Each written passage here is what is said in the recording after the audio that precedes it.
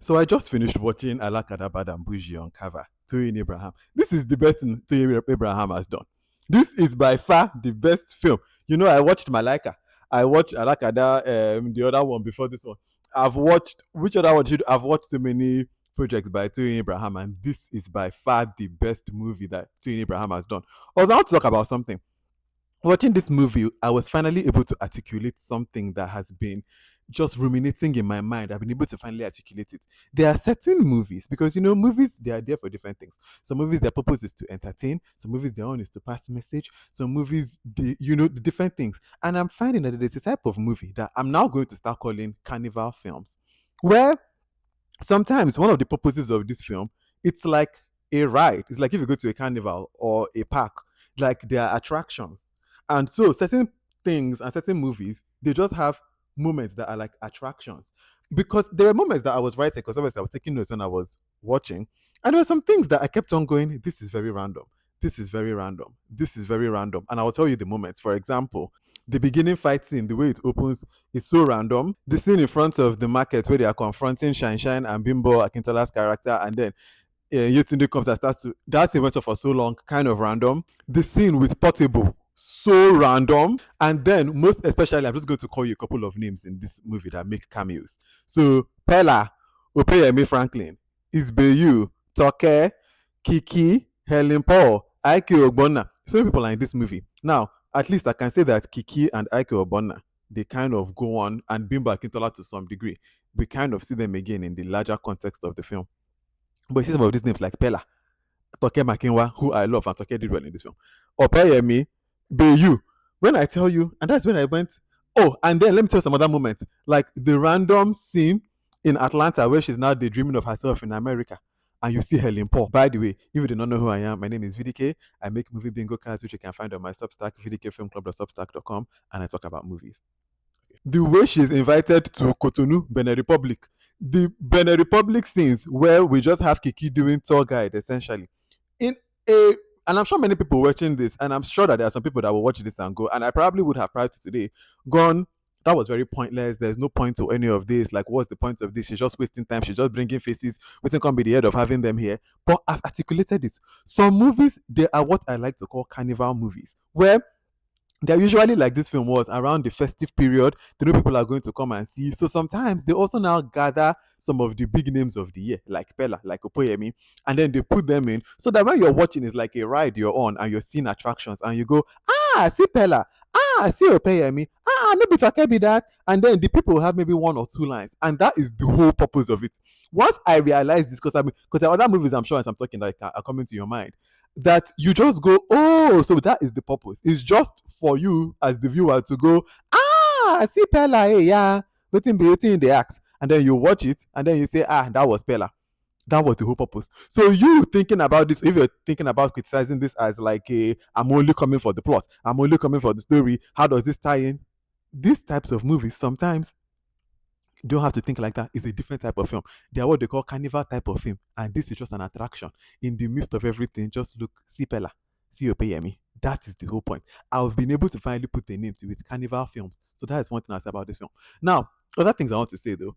Overall, this movie had a good plot. The movie is kind of long, but I want to give a big shout out to Iniedo.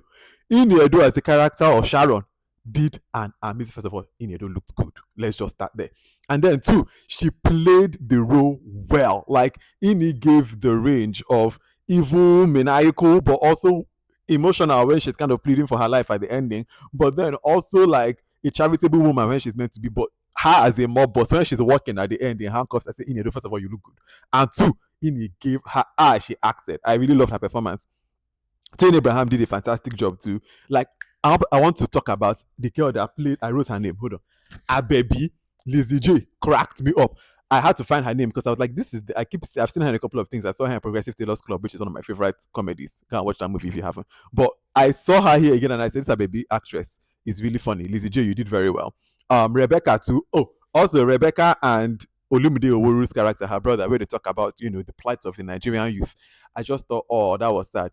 That scene is Olumide had two scenes. The way we see him being the going into the bad life, and when Bimbo talks to him about, don't do this. That was all. Again, in another movie, I might start to sit down and be thinking, but why didn't they develop this more? Why didn't they do this? I realize this is a carnival film. I'm going to maybe touch on some issues and show you some people, and you're gonna love it and just get into it. Once it's like truly once you get comfortable on a ride, like once it's strapping, just know, okay, this is a ride. So I'm going on that ride. And then you just see the attractions.